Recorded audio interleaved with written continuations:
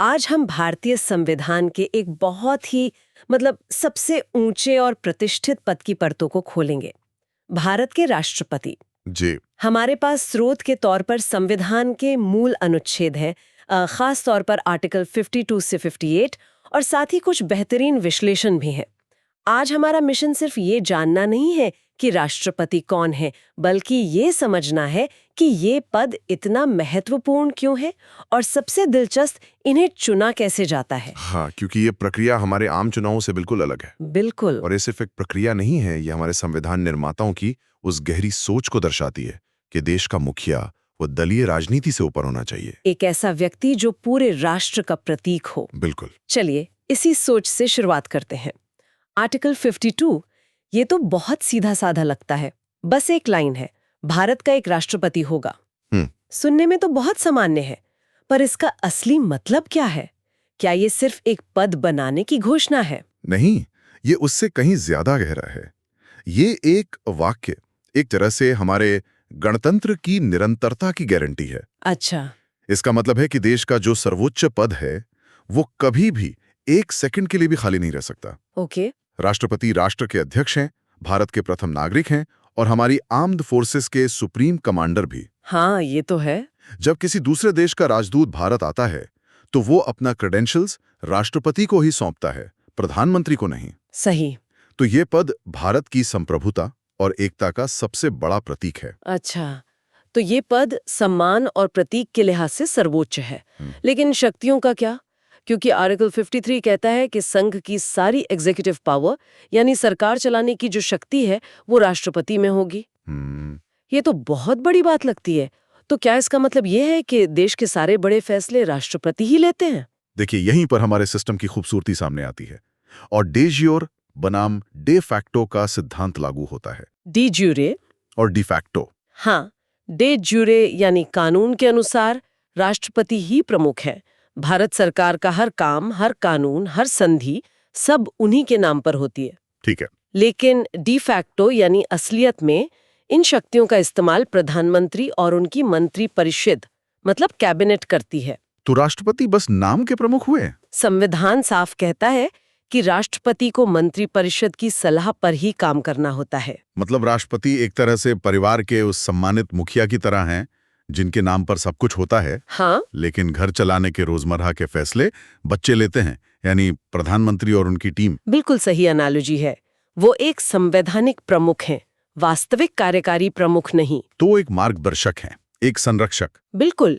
वो सरकार को सलाह दे सकते हैं, किसी बिल पर अपनी राय दे सकते हैं, उसे पुनर्विचार के लिए लौटा सकते हैं, लेकिन अंत में उन्हें कैबिनेट की सलाह माननी होती है। समझ गई।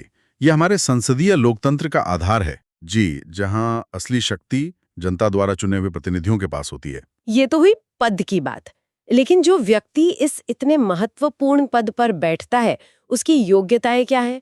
कौन बन सकता है भारत का राष्ट्रपति? आर्टिकल 58 में योग्यताएं बहुत स्पष्ट रूप से बताई गई हैं। ज्यादातर तो काफी सीधी हैं। जैसे? पहला, व्यक्ति भारत का नागरिक हो। दूसरा, उसकी उम्र कम से कम 35 साल हो। 35 साल, ठीक है। तीसरा, वह लोकसभा का सदस्य बनने की योग्यता रखता हो। और चौथा, वह किसी लाभ के पद यानी ऑफिस ऑफ प्रॉफिट पर ना हो। एक मिनट, यहाँ नागरिकता वाली शर्त पर रुकते हैं। आपने कहा भारत का नागरिक हो। जी। हमारे स्रोतों में साफ लिखा है कि संविधान ये नहीं कहता कि जन्म से भारत का नागरिक हो। सही। मुझे हमेशा लगता था कि इसके लिए जन्म से नागरिक होना जरूरी होगा, जैसा अमेरिका में होता है। तो क्या कोई व्यक्ति जो मान लीजिए 40 की उम्र में भारत की नागरिकता लेता है, वो भी राष्ट्रपति बन सकता है? हाँ, बिल्कुल बन सकता है। और ये भारतीय और अमेरिकी व्यवस्था के बीच एक बहुत बड़ा और महत्वपूर्ण अंतर है। अच्छा। अमेरिका में राष्ट्रपति बनने के लिए आपका नेचुरल बॉर्न सिटीजन होना अनिवार्य है। लेकिन भारत में अगर कोई व्यक्ति किसी भी कानूनी प्रक्रिया से नागरिक बनता है तो वो राष्ट्रपति पद के लिए योग्य है। ये तो हमारे संविधान का एक बहुत समावेशी चरित्र दिखाता है। बिल्कुल, जो जन्म की बजाय निष्ठा को महत्व देता है। ये तो वाकई एक कमाल की जानकारी है। और एक और बात जो आपने कही, लोकसभा का सदस्य बनने की योग्यता रखता हो। हाँ। इसका मतलब ये तो नहीं कि उसे एमपी होना चाहिए, सही? नहीं, बिल्कुल नहीं। उसे सिर्फ योग्य होना चाहिए। असल में अगर कोई मौजूदा एमपी या एमएलए राष्ट्रपति चुन लिया जाता है तो उसे अपनी सीट छोड़नी पड़ती है। अच्छा, ऐसा क्यों? इसके पीछे सोच ये है कि राष्ट्रपति किसी एक पार्टी या किसी एक सदन का प्रतिनिधि नहीं होता, वो पूरे राष्ट्र का प्रतिनिधित्व करता है। तो उसे सक्रिय राजनीति से ऊपर उठना होता है। बिल्कुल। तो ये तो हुई योग्यताओं की बात।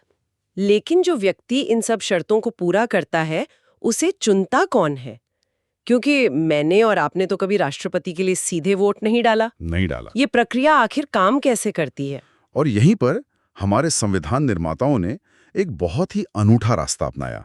उन्होंने राष्ट्रपति के लिए एक अप्रत्यक्ष चुनाव, मतलब इनडायरेक्ट इलेक्शन की व्यवस्था की। इनडायरेक्ट इलेक्शन, इसके पीछे कोई खास कारण था? हाँ, एक बहुत ठोस कारण था। ऐसा क्यों नहीं किया गया कि प्रधानमंत्री की तरह ही राष्ट्रपति को भी सीधे जनता चुने? देखिए, संविधान सभा में इस पर बहुत बहस हुई थी। अच्छा। मुख्य चिंता ये थी कि अगर प्रधानमंत्री और राष्ट्रपति दोनों ही सीधे जनता द्वारा चुने जाएंगे तो देश में दो शक्ति केंद्र बन सकते हैं। दो पावर सेंटर। हाँ, दोनों ये दावा कर सकते हैं कि उन्हें जनता का सीधा जनादेश मिला है। और टकराव हो सकता है?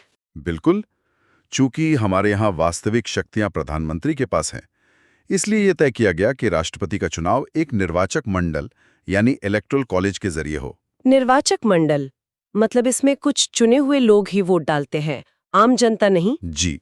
तो इस खास क्लब में कौन-कौन शामिल होता है? इस इलेक्टोरल कॉलेज में, जैसा कि आर्टिकल 54 में बताया गया है, 3 तरह के लोग होते हैं। कौन-कौन? पहला, संसद के दोनों सदनों, लोकसभा और राज्यसभा के केवल निर्वाचित सदस्य। निर्वाचित सदस्य, ठीक है। दूसरा, सभी राज्यों की विधानसभाओं के निर्वाचित सदस्य। और तीसरा, दिल्ली और पुडुचेरी जैसे केंद्र शासित प्रदेशों जहां विधानसभा है, उनके भी निर्वाचित सदस्य। आपने 2 बार निर्वाचित यानी इलेक्टेड शब्द पर जोर दिया। इसका मतलब मनोनीत सदस्य, नॉमिनेटेड मेंबर्स, इस चुनाव से बाहर है? जी, बिल्कुल बाहर है। ऐसा क्यों? ये बहुत महत्वपूर्ण बिंदु है। मनोनीत सदस्य वोट नहीं दे सकते। इसके पीछे का तर्क निष्पक्षता के सिद्धांत पर आधारित है। कैसे? सोचिए, राज्यसभा में 12 सदस्यों को राष्ट्रपति खुद मनोनीत करते हैं। हाँ, कला, साहित्य जैसे क्षेत्रों से? जी, अगर उन्हीं सदस्यों को राष्ट्रपति चुनाव में वोट देने का अधिकार दे दिया जाए तो ये तो हितों का टकराव हो जाएगा। अच्छा, कॉन्फ्लिक्ट ऑफ इंटरेस्ट। बिल्कुल। ये ऐसा होगा जैसे कोई जज उस केस में फैसला सुनाए जिसमें वो खुद एक पार्टी हो। ये तो बहुत तार्किक बात है। तो हमें ये पता चल गया कि कौन वोट देता है। अब आते हैं इस पर कि कैसे वोट दिया जाता है। मैंने सुना है कि ये कोई first past the post system नहीं है जैसा हम लोकसभा चुनावों में देखते हैं। नहीं, ये प्रक्रिया कुछ ज्यादा पेचीदा है। हाँ, इसका नाम ही बहुत जटिल है। हाँ, आर्टिकल 55 में इसका जिक्र है। इसे कहते हैं आनुपातिक प्रतिनिधित्व प्रणाली के अनुसार एकल संक्रमणीय मत। अरे बाप रे, proportional representation by means of single transferable vote. हाँ, ये नाम सुनने में बहुत भारी भरकम लगता है, लेकिन इसका कॉन्सेप्ट बहुत दिलचस्प है। ये प्रक्रिया हमने आयरलैंड के संविधान से ली है। इसे थोड़ा आसान भाषा में समझाइए। एकल संक्रमणीय मत का क्या मतलब है? इसे ऐसे समझिए जैसे आप अपनी पसंदीदा आइसक्रीम चुन रहे हों। आइसक्रीम? हाँ, आप सिर्फ ये नहीं कहते कि मुझे चॉकलेट पसंद है। आप बताते हैं कि मेरी पहली पसंद चॉकलेट है, अगर वो ना मिले तो दूसरी पसंद स्ट्रॉबेरी और तीसरी वेनिला। अच्छा, मतलब आप अपनी प्रेफरेंस बता रहे हैं। बिल्कुल। राष्ट्रपति चुनाव में भी वोटर यानी एमपी और एमएलए ठीक ऐसे ही उम्मीदवारों को अपनी प्राथमिकता के हिसाब से 1, 2, 3 रैंक करते हैं। तो वो किसी एक को वोट नहीं देते, बल्कि अपनी पसंद का क्रम बताते हैं। एग्जैक्टली। अच्छा, तो ये वरीयता यानी प्रेफरेंस का खेल है। पर इससे विजेता कैसे तय होता है? क्या जिसे सबसे ज्यादा नंबर 1 वोट मिलते हैं वो जीत जाता है? नहीं, यही तो इस सिस्टम का सबसे खास पहलू है। जीतने के लिए सिर्फ सबसे ज्यादा वोट पाना काफी नहीं है। तो फिर उम्मीदवार को एक निश्चित कोटा हासिल करना होता है। ये कोटा कुल डाले गए वैध वोटों के 50% से एक ज्यादा होता है। 50% से ज्यादा? और अगर पहली गिनती में किसी को भी ये कोटा ना मिले तो फिर संक्रमणीय यानी ट्रांसफरेबल वाला हिस्सा शुरू होता है। मतलब? जिस उम्मीदवार को सबसे कम पहली वरीयता के वोट मिले होते हैं उसे दौड़ से बाहर कर दिया जाता है। ओके, वो बाहर हो गया। लेकिन उसके वोट बेकार नहीं जाते। उन वोटों पर जो दूसरी पसंद के उम्मीदवार का नाम होता है, वे वोट उस उम्मीदवार को ट्रांसफर कर दिए जाते हैं। अच्छा, तो वोट ट्रांसफर हो जाते हैं? जी, ये प्रक्रिया तब तक चलती रहती है जब तक किसी एक उम्मीदवार को जीत का कोटा नहीं मिल जाता। वाह, मतलब ये सिस्टम सुनिश्चित करता है कि विजेता को सिर्फ कुछ लोगों का नहीं बल्कि निर्वाचक मंडल के बहुमत का समर्थन हासिल हो। बिल्कुल, वो एक सर्वसम्मति का उम्मीदवार बनकर उभरे। इसका मकसद यही है कि देश का राष्ट्रपति ऐसा व्यक्ति हो जिसे व्यापक समर्थन प्राप्त हो। इसका कोई उदाहरण है इतिहास में? हाँ, 1969 का राष्ट्रपति चुनाव एक क्लासिक उदाहरण है। जब वी गिरी अपनी दूसरी वरीयता के वोटों के आधार पर ही चुनाव जीते थे। कमाल है। अब बात करते हैं कार्यकाल की। राष्ट्रपति का कार्यकाल 5 वर्ष का होता है। जी। लेकिन क्या कोई व्यक्ति दोबारा राष्ट्रपति बन सकता है? इस पर संविधान क्या कहता है? संविधान इस पर कोई रोक नहीं लगाता। आर्टिकल 57 साफ कहता है कि एक व्यक्ति पुनर्निर्वाचन के लिए योग्य है। तो कोई सीमा नहीं है? संवैधानिक रूप से कोई व्यक्ति कितनी भी बार राष्ट्रपति बन सकता है, कोई सीमा नहीं है। लेकिन असल में तो ऐसा हुआ नहीं है। हमारे स्रोतों के अनुसार अब तक केवल देश के पहले राष्ट्रपति डॉक्टर राजेंद्र प्रसाद ही एकमात्र ऐसे राष्ट्रपति हुए हैं जिन्होंने 2 कार्यकाल पूरे किए हैं। सही कहा आपने। उनके बाद तो ये एक परंपरा ही बन गई है कि कोई भी राष्ट्रपति सिर्फ एक टर्म के लिए ही रहता है। हाँ, और ये एक बहुत ही दिलचस्प और स्वस्थ लोकतांत्रिक परंपरा बन गई है। डॉक्टर राजेंद्र प्रसाद के बाद ये एक अलिखित नियम या कन्वेंशन सा बन गया है कि राष्ट्रपति एक कार्यकाल के बाद दोबारा चुनाव नहीं लड़ते। शायद इसलिए ताकि ये सर्वोच्च पद किसी एक व्यक्ति की पहचान से न जुड़ जाए। हाँ, और सत्ता के केंद्रीकरण का कोई भी संकेत ना मिले। ये हमारे लोकतंत्र की एक अलिखित खूबसूरती है जो दिखाती है कि पद हमेशा व्यक्ति से बड़ा होता है। तो ये कोई कानूनी बाध्यता नहीं है, बल्कि एक परंपरा है जो हमारे लोकतंत्र के मूल्यों का सम्मान करती है। सही कहा, ये एक परंपरा है, कानून नहीं। तो आज की इस पूरी चर्चा को अगर समेटें तो हमने समझा कि राष्ट्रपति का पद सिर्फ एक औपचारिक पद नहीं है। नहीं, बिल्कुल नहीं। बल्कि वे भारत के संवैधानिक प्रमुख हैं, राष्ट्र की एकता और सम्मान के प्रतीक हैं।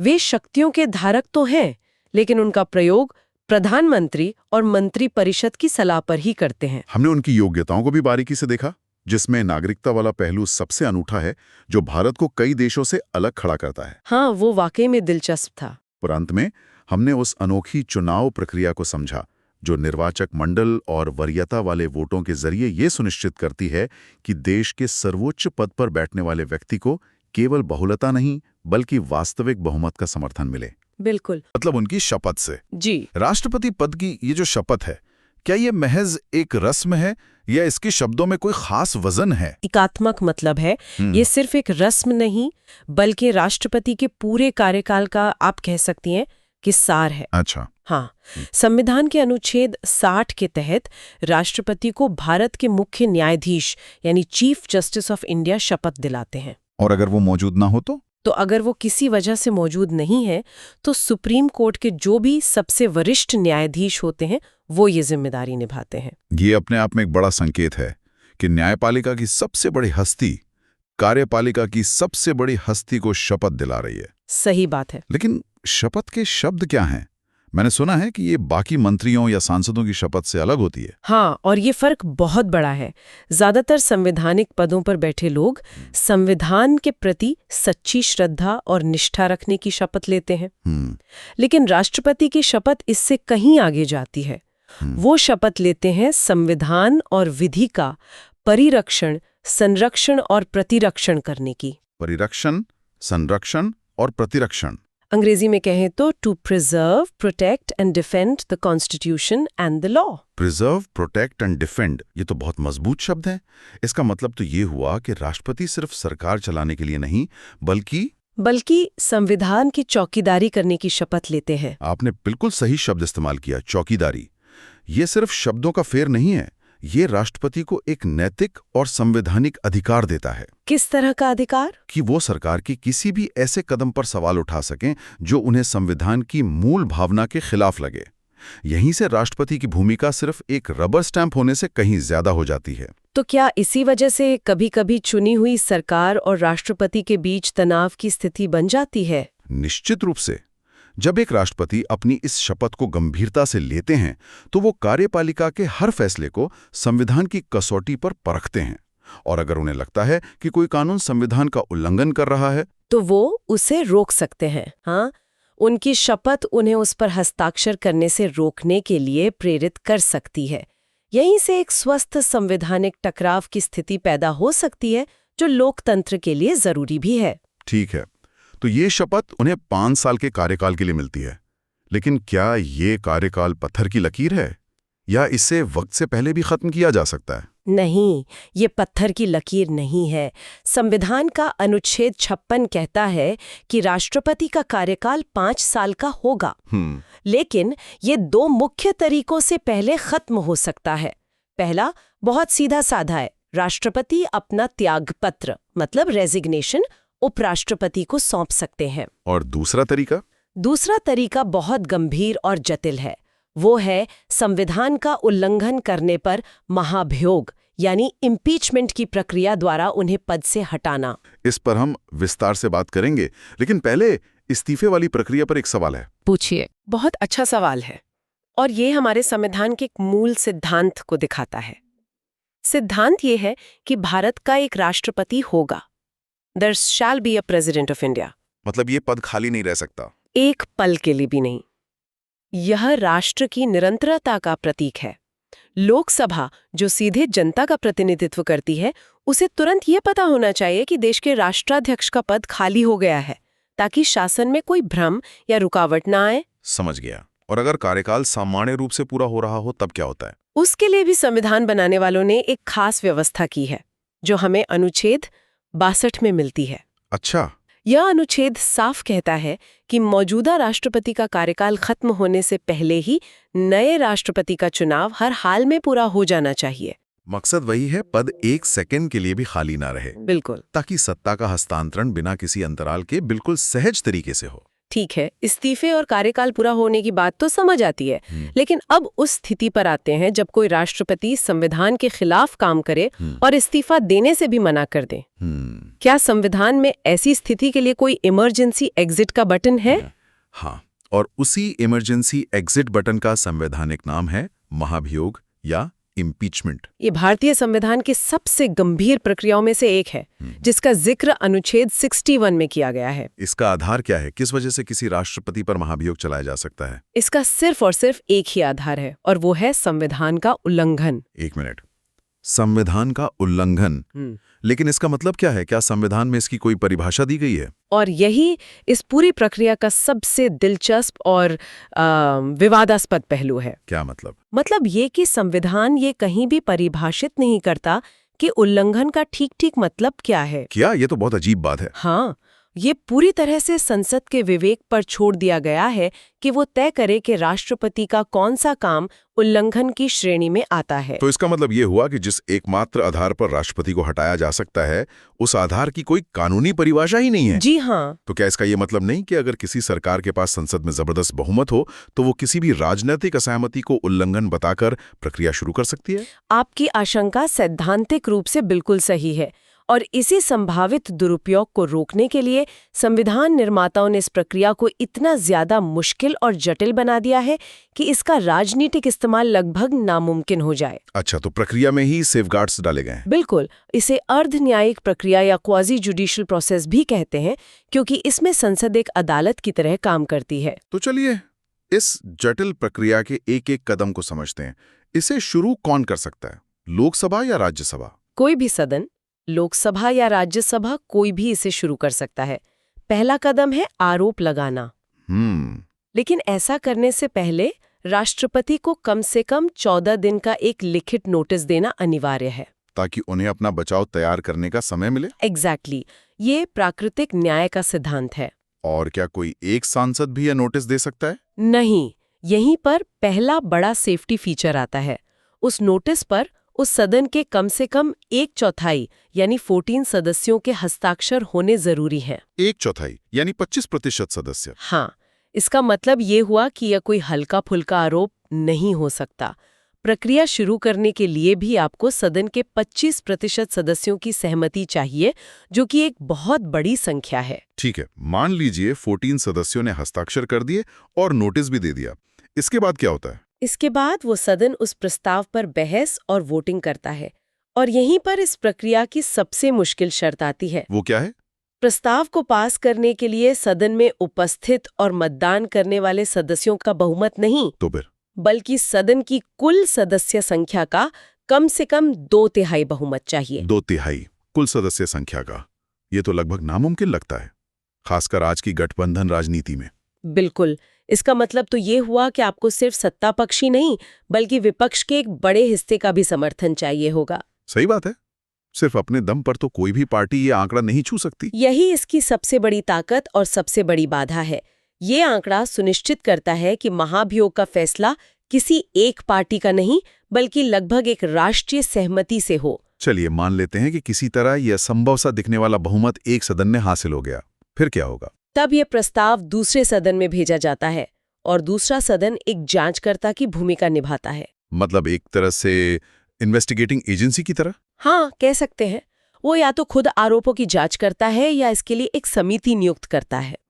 और इस जांच के दौरान राष्ट्रपति को अपना पक्ष रखने का पूरा अधिकार होता है। वो खुद पेश हो सकते हैं? हाँ, वो खुद पेश हो सकते हैं या अपनी सफाई देने के लिए किसी वकील या प्रतिनिधि को भेज सकते हैं। और अगर जांच के बाद दूसरा सदन भी उन आरोपों को सही पाता है? अगर जांच पूरी होने के बाद दूसरा सदन भी पहले सदन की ही तरह अपनी कुल सदस्य संख्या के 2/3 बहुमत से उस प्रस्ताव को पारित कर देता है, तो जिस क्षण यह प्रस्ताव पारित होता है, उसी क्षण से राष्ट्रपति को अपने पद से हटा हुआ मान लिया जाता है। मतलब उन्हें इस्तीफा नहीं देना पड़ता? नहीं, पद से हटा दिया जाना तत्काल प्रभाव से लागू हो जाता है। ये प्रक्रिया वाकई बहुत कठोर है, लेकिन यहाँ मैं फिर से वही सवाल पूछना चाहूंगा जो किसी आम नागरिक के मन में आ सकता है। जी, क्या इस बेहद मुश्किल प्रक्रिया का एक नुकसान ये भी है कि अगर कोई राष्ट्रपति सचमुच संविधान का उल्लंघन कर रहा हो तो भी उसे हटाना लगभग नामुमकिन हो जाता है? ये एक बहुत ही जायज और जरूरी सवाल है और इसका जवाब संविधान के निर्माताओं की सोच में छिपा है। उन्होंने राष्ट्रपति के पद की स्थिरता को बहुत ज्यादा महत्व दिया। स्थिरता को? हाँ, उनका मानना था कि देश के राष्ट्राध्यक्ष को राजनीतिक हवाओं के झोंकों से बचाकर रखना चाहिए। उन्हें डर था कि अगर प्रक्रिया आसान हुई तो हर मजबूत सरकार इसका इस्तेमाल अपनी पसंद का राष्ट्रपति लाने या नापसंद के राष्ट्रपति को हटाने के लिए कर सकती है। तो ये एक तरह का ट्रेड ऑफ है। पद की स्थिरता के लिए हटाने की प्रक्रिया को लगभग असंभव बना दिया गया। बिल्कुल। शायद यही वजह है कि आज तक भारत के इतिहास में किसी भी राष्ट्रपति पर महाभियोग की प्रक्रिया पूरी नहीं हुई है। सही कहा आपने। ये इस पद की गरिमा और इस प्रक्रिया की गंभीरता दोनों को ही दर्शाता है। ये एक ऐसा परमाणु विकल्प है जिसे संविधान में रखा तो गया है, लेकिन हर कोई जानता है कि इसका इस्तेमाल करने की नौबत ना आए, वही सबसे अच्छा है। तो आज हमने राष्ट्रपति के पद से जुड़े 3 बेहद अहम पहलुओं को समझा।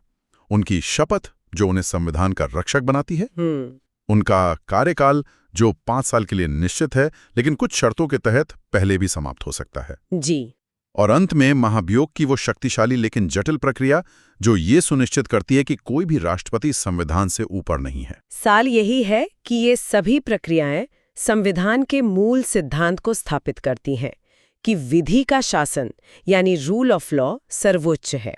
हर पद के लिए एक संवैधानिक व्यवस्था है और हर पद के लिए एक जवाबदेही तय की गई है। और जाते जाते एक विचार ये भी मन में आता है। बताइए। हमने बात की कि संविधान का उल्लंघन परिभाषित नहीं है।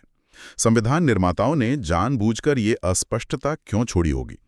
क्या ये भविष्य की पीढ़ियों के विवेक पर एक भरोसा था कि वो समय और परिस्थिति के अनुसार उल्लंघन का सही अर्थ तय करेंगे? या ये एक ऐसी राजनीतिक खाली जगह है जिसे भरने की कोशिश हमेशा होती रहेगी? हाँ, इस सवाल पर सोचना भी हमारे लोकतंत्र की समझ को गहरा करता है। आमतौर पर जब हम भारत के राष्ट्रपति के बारे में सोचते हैं तो क्या याद आता है? 26 जनवरी की परेड, विदेशी मेहमानों का स्वागत, या फिर संसद में दिया जाने वाला भाषण? एक औपचारिक प्रमुख की छवि है ना? बिल्कुल, एक सेरेमोनियल हेड।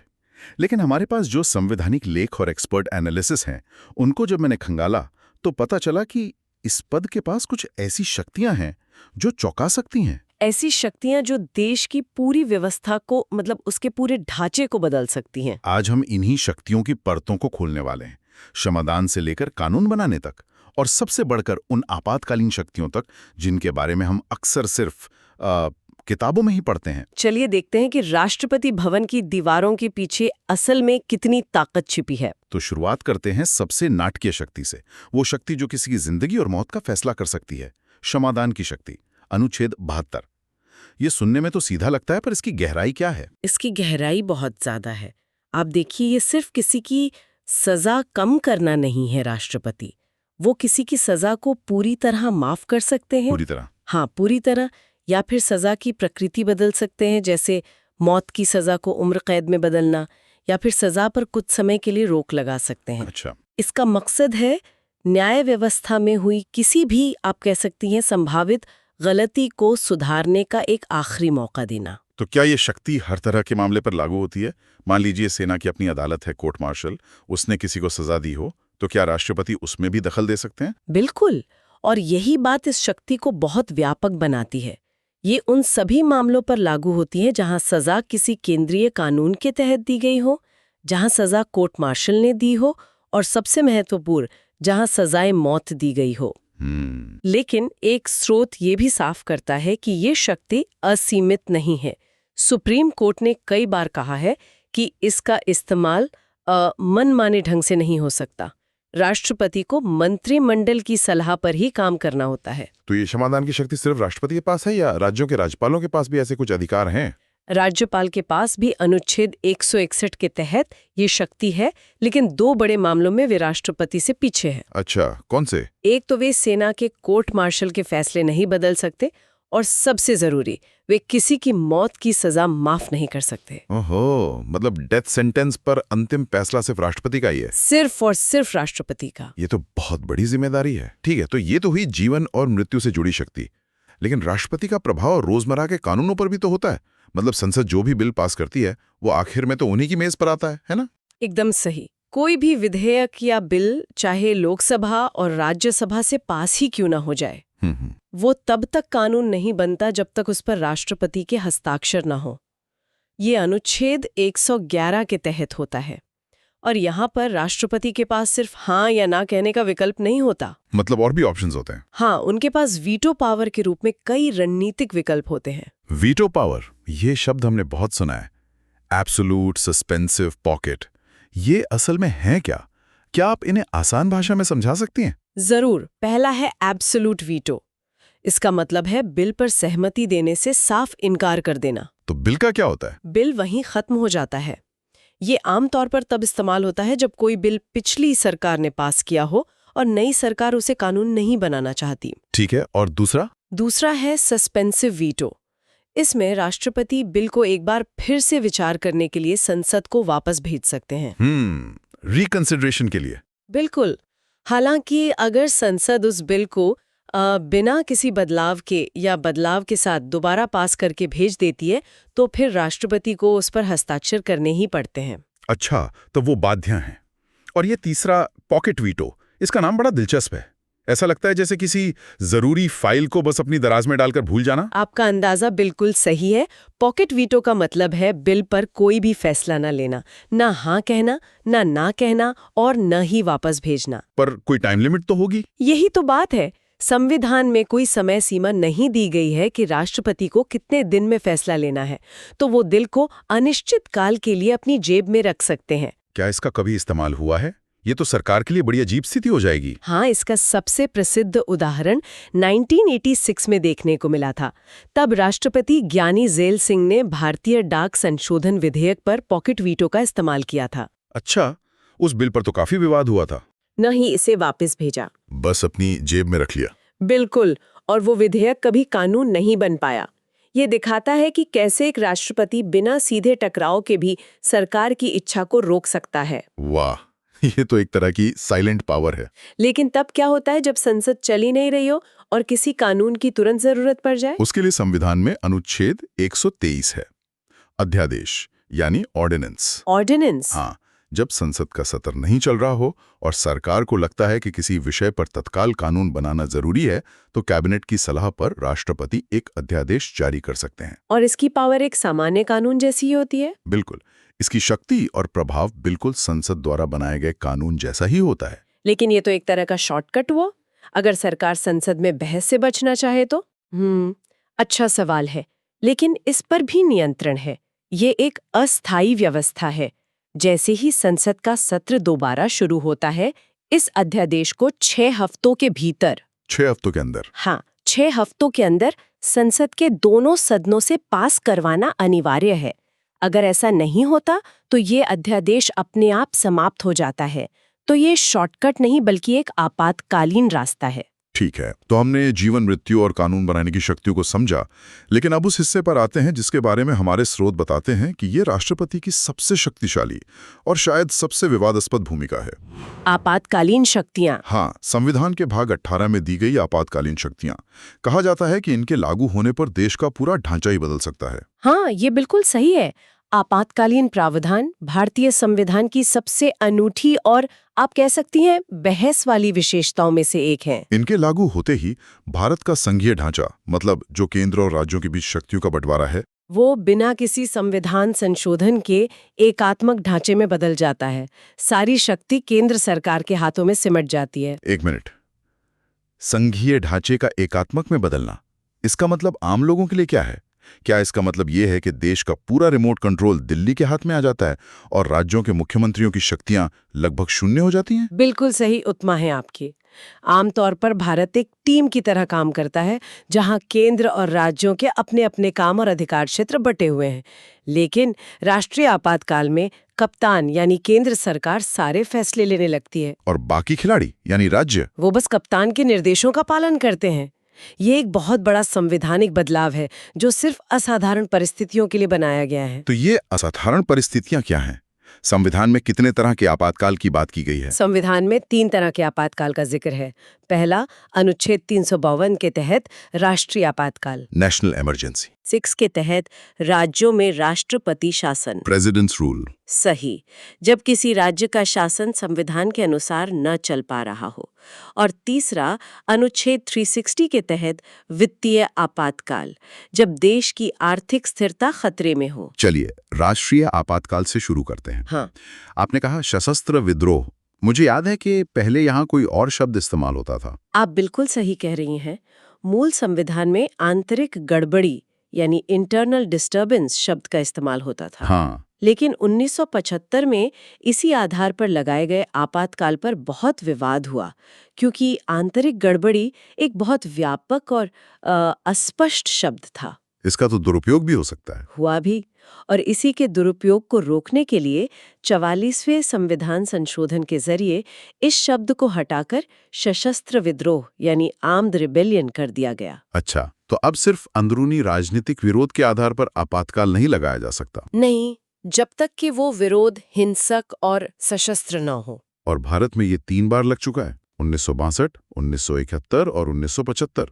इसका नागरिकों के मौलिक अधिकारों पर क्या असर पड़ता है? क्या हमारे सारे अधिकार छीन लिए जाते हैं? ये इसका सबसे गंभीर प्रभाव है। राष्ट्रीय आपातकाल की घोषणा होते ही अनुच्छेद 19 के तहत मिलने वाली स्वतंत्रताएं, जैसे बोलने की आजादी, कहीं भी आने जाने की आजादी, वो सब सस्पेंड हो जाती हैं। अपने आप निलंबित हो जाती हैं। लेकिन केवल तब जब आपातकाल युद्ध या बाहरी आक्रमण के आधार पर लगा हो।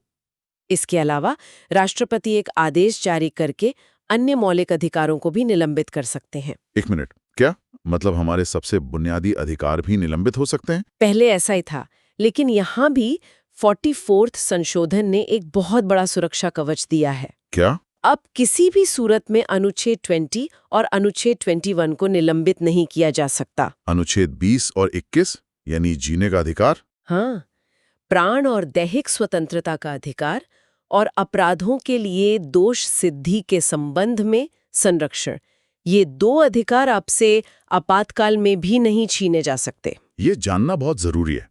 अब आते हैं दूसरे आपातकाल पर, जिसका जिक्र हम खबरों में सबसे ज्यादा सुनते हैं, राष्ट्रपति शासन। स्रोत बताते हैं कि इसका 125 से ज्यादा बार इस्तेमाल हो चुका है। हाँ, और यही इसकी सबसे बड़ी आलोचना का कारण है। अनुच्छेद 356 को संविधान में इसलिए रखा गया था कि अगर किसी राज्य में सरकार संविधान के हिसाब से काम न कर पाए या राज्य में कानून व्यवस्था पूरी तरह चरमरा जाए, तो केंद्र दखल दे सके। हाँ, यह अक्सर राज्य के राज्यपाल की रिपोर्ट के आधार पर लगाया जाता है। 125 से ज्यादा बार। Doctor B.R. अम्बेडकर ने तो इसे एक डेड लेटर यानी एक मृत पत्र कहा था, जिसका इस्तेमाल शायद ही कभी होगा। फिर ऐसा क्या हुआ कि ये केंद्र सरकारों का एक राजनीतिक हथियार सा बन गया? आपका सवाल बिल्कुल सटीक है। कई दशकों तक इसका इस्तेमाल राजनीतिक कारणों से किया गया। केंद्र में बैठी पार्टी ने विपक्षी दलों की राज्य सरकारों को बर्खास्त करने के लिए इसका जमकर इस्तेमाल किया। ये सिलसिला चलता रहा जब तक कि 1994 में सुप्रीम कोर्ट ने एक ऐतिहासिक फैसला नहीं सुनाया। आप एसआर मुंबई केस की बात कर रही हैं। उसने क्या बदला? उसने सब कुछ बदल दिया। एसआर मुंबई मामले में सुप्रीम कोर्ट ने साफ कर दिया कि राष्ट्रपति शासन लगाने का फैसला न्यायिक समीक्षा से परे नहीं है। मतलब अदालतों से जांच सकती है। बिल्कुल, अदालत ये जांच कर सकती है कि क्या राष्ट्रपति शासन लगाने के लिए वाकई कोई ठोस और प्रासंगिक कारण थे या यह दुर्भावनापूर्ण तरीके से लगाया गया है। इस फैसले ने इसके मनमाने इस्तेमाल पर एक मजबूत ताला लगा दिया। तो एक अदालती फैसले ने संविधान के एक प्रावधान के इस्तेमाल का तरीका ही बदल दिया। ये भारतीय लोकतंत्र की खूबसूरती है। सही। और अब आखिरी आपातकाल, वित्तीय आपातकाल, अनुच्छेद 360, ये आज तक कभी नहीं लगा। इसे लगाने की नौबत कब आ सकती है? इसे तब घोषित किया जा सकता है जब राष्ट्रपति को ये लगे कि भारत या उसके किसी हिस्से की वित्तीय स्थिरता या साख को खतरा है। इसके परिणाम क्या होंगे? परिणाम बहुत व्यापक हो सकते हैं। केंद्र राज्यों को अपने वित्तीय मामलों में अनुशासन बरतने का निर्देश दे सकता है और राष्ट्रपति, सुप्रीम कोर्ट और हाई कोर्ट के जजों समेत सभी सरकारी कर्मचारियों के वेतन और भत्तों में कटौती का आदेश दे सकते हैं। क्या जजों की सैलरी भी काटी जा सकती है? हाँ, ये बहुत ही गंभीर स्थिति होगी। शायद इसीलिए इसका इस्तेमाल कभी नहीं हुआ। जी, ये ब्रह्मास्त्र की तरह है, जिसे चलाने का मतलब है कि आर्थिक व्यवस्था पूरी तरह से ढहने की कगार पर है। सौभाग्य से भारत में कभी ऐसे हालात नहीं बने। तो कुल मिलाके भारत के राष्ट्रपति सिर्फ एक रबर स्टैंप नहीं है, जैसा कि अक्सर मान लिया जाता है। बिल्कुल नहीं। समाधान देने की शक्ति से लेकर संसद के बनाए कानूनों को अपनी जेब में रखने तक और पूरे देश के संघीय ढांचे को एकात्मक में बदलने की आपातकालीन शक्तियों तक, यह पद भारतीय संवैधानिक ढांचे में एक बहुत ही महत्वपूर्ण और जटिल भूमिका निभाता है। बिल्कुल। और यहाँ समझने वाली मुख्य बात संतुलन की है। ये सभी शक्तियाँ असाधारण हैं, लेकिन इन पर कैबिनेट की लिखित सलाह, संसदीय अनुमोदन और न्यायिक समीक्षा जैसे कई संवैधानिक नियंत्रण और संतुलन भी लगाए गए हैं। इनका इतिहास हमें दिखाता है कि कैसे संकट के समय एक मजबूत कार्यपालिका की जरूरत और इन शक्तियों के दुरुपयोग के खतरे के बीच एक निरंतर खिंचाव बना रहता है। सही। यहाँ एक विचार करने वाला सवाल यह उठता है, जब किसी राज्य में राष्ट्रपति शासन खत्म होता है, तो उस दौरान संसद ने जो उस राज्य के लिए कानून बनाए थे, उनका क्या होता है? हाँ, ये तो मैंने सोचा ही नहीं। वो खत्म हो जाते हैं? नहीं। स्रोत बताते हैं कि वे कानून अपने आप समाप्त नहीं होते। वे तब तक लागू रहते हैं जब तक राज्य की नई चुनी हुई विधानसभा उन्हें बदल या निरस्त नहीं कर देती। अच्छा। यह सोचना दिलचस्प है कि कैसे एक राज्य केंद्र के सीधे नियंत्रण के अवधि के बाद अपने ऊपर थोपी गई एक कानूनी विरासत को कैसे संभालता है या उससे छुटकारा पाता है।